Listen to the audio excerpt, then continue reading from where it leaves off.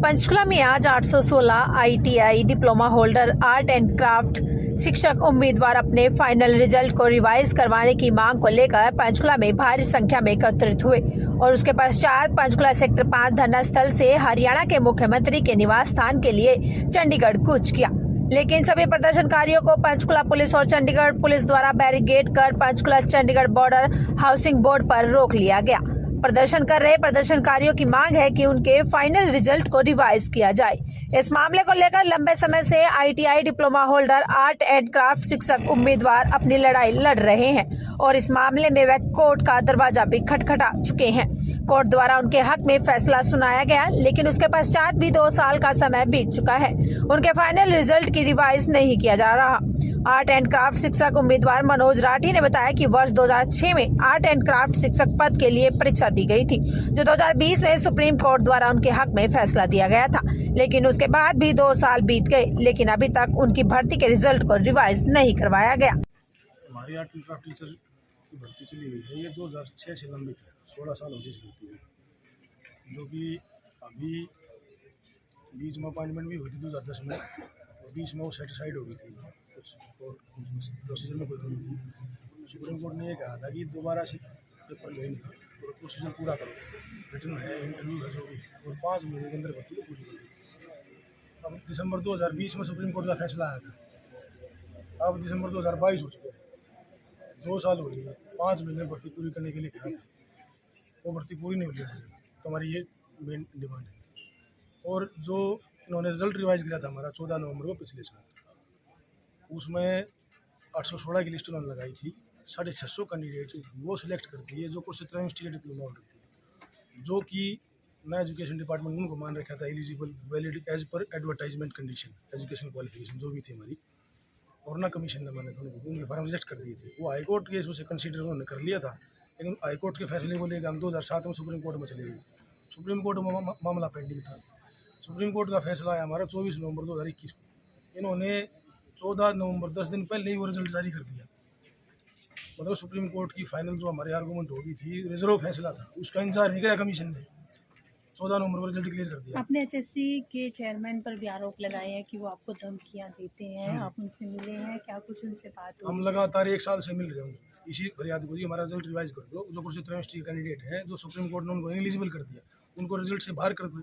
Join नहीं करा रखे उनको, ज्वाइन तो केवल 154 कैंडिडेट करा रखे जो ITI थे हमारे, जो मेन उस लिस्ट में थे। तो अभी हम करेंगे उस रिजल्ट को रिवाइज करो, और हम 150-200 कैंडिडेट हैं हमारे को, उसमें जो 816 पोस्ट पूरी हमारे को उसमें एंटरटेन करो। हम क्वालिफाइड हैं, रिटर्न भी पास है हमारा, इंटरव्यू क्वालिफाइड हम। लेकिन चेयरमैन 13 महीने हो लिए कर रहे हैं, अब कर देंगे महीने में, 20 दिन में, 10 दिन में, अब तक रिजल्ट रिवाइज नहीं कर लिया। उस ऑर्डर सुप्रीम कोर्ट के ऑर्डर को लेकर जिसमें कुछ यूनिवर्सिटी के कैंडिडेट्स को बाहर किया था, हम उसको इम्प्लीमेंट करवाने के लिए हाई कोर्ट में रिट लगाई, जो कि उस रिट का जो 1 साल से जो हमारा चल गया था। अब 9 नवंबर को इन्होंने हाई कोर्ट ने कहा कि इनको रिजल्ट को रिवाइज करो और इनको अपॉइंटमेंट दो।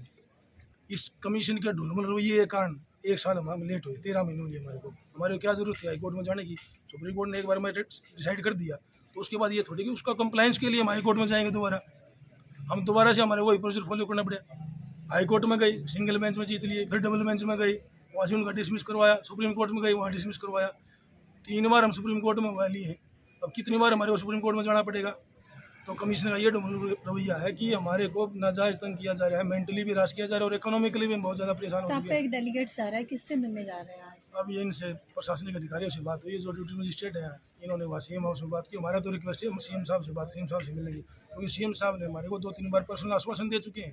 करनाल भी दिया था, मैं आपका काम करवाऊंगा, तो फैसला तो लागू होगा क्यों नहीं? मंच से हुई थी घोषणा जी, हम रेस्ट हाउस में CM साहब से मिले थे और सोनीपत मिले थे। हम जन संवाद कार्यक्रम था 9 दिसंबर को, वहाँ CM साहब ने लिटरली कहा था, मेरे पास वीडियो CM साहब उन्होंने कहा था कि होगा लागू, क्यों नहीं होगा, मैं करवाऊंगा लागू।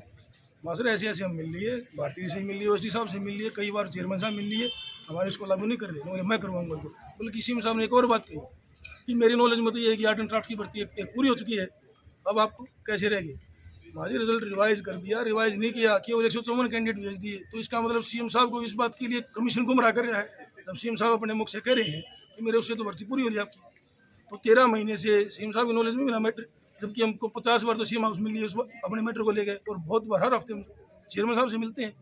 अब चेयरमैन साहब वो रिजल्ट रिवाइज नहीं कर रहे। हम जितनी बार मिलते हैं अब वो हमारे से इरिटेट भी होने लगे और हमारे को इस प्रकार इसलिए हमारे को धमकी दे रहे हैं। हम उन्हें प्रेशर किस बना तरीके की धमकी दे रहे हैं? तुम्हारा ऐसा बिगाड़ दूंगा, तुम्हारी भर्ती को खो दूंगा सिरे से, भर्ती पूरी नहीं होने दूंगा तुम्हारी। हम चेयरमैन साहब से मिले हैं, उन्हें कमरे में वो होगा कैमरा होगा, उनसे आप निकलवा सकते हो। उन्होंने नहीं कहा तो अगर आप इस भर्ती को पूरी नहीं होने दोगे मैं इस भर्ती को सिरे से खो दूंगा और तेरा मैं ऐसा बिगाड़ दूंगा जो तेरा तो प्रेशर बना रहा है और सिर्फ मेरा का बिगाड़ो सर। हम आपको आशीर्वाद दो, हमारे को आप हमारे से बड़े हो, हमारे पिता से मानो, अब आप आशीर्वाद दो। हम 1 साल से आप रिक्वेस्ट कर रहे हैं, उसके 1 साल के बाद हमारे बिगाड़ने की, केस लगाने की, इस तरह की धमकी मिल रही है। अब आप बताओ हम क्या करें? हम प्रोटेस्ट करें या ना करें? हम प्रोटेस्ट करें या ना करें बताओ आप। Thank you. हमारी मजबूरी। अब हम जा रहे हैं CM हाउस, ये प्रशासन के लेके जा रहे हैं।